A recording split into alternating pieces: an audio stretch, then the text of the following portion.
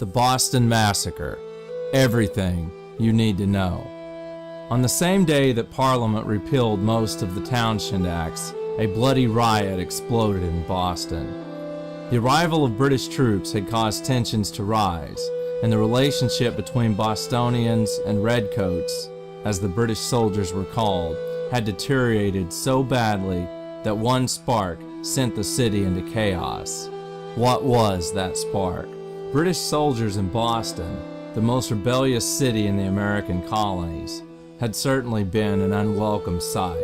Soldiers and civilians cursed each other in the streets, and clashes were consistent and often violent.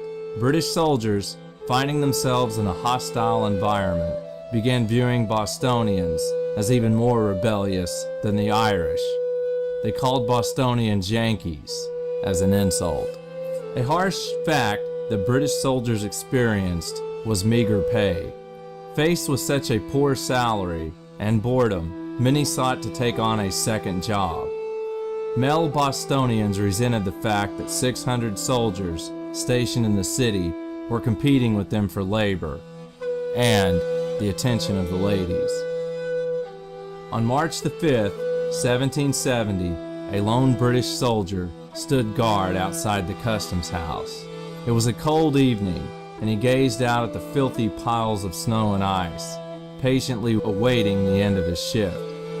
A young colonist exited a tavern, and he and the soldier exchanged insults.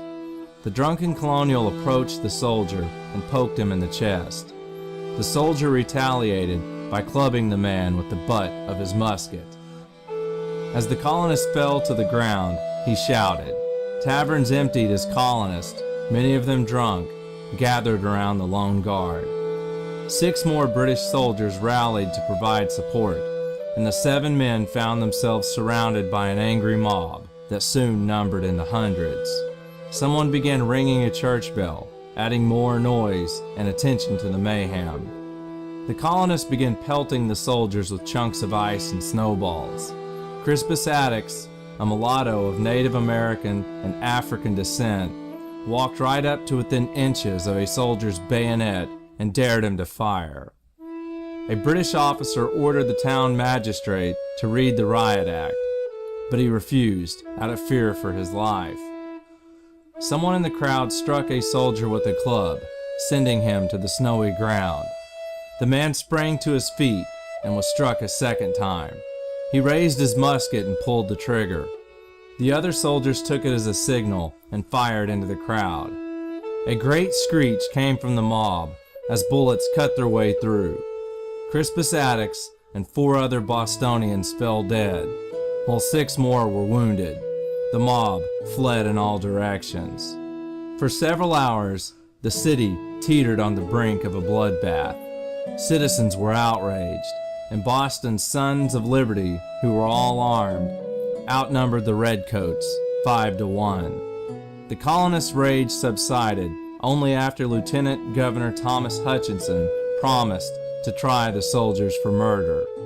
The event became known as the Boston Massacre. Paul Revere created an elaborate print titled The Bloody Massacre, perpetuated in King Street, and the Sons of Liberty used it as a powerful piece of propaganda. British troops were withdrawn from the city, and those involved were put on trial for murder. Sam Adams was the driving force behind the trial, and, in an odd coincidence, his cousin John Adams defended the 7 soldiers. John Adams argued that emotions cannot override facts, and that the soldiers had acted in self-defense. They were found not guilty, but 2 had their thumbs branded for killing people in the crowd by accident. All of the soldiers had to leave the American colonies for their own protection.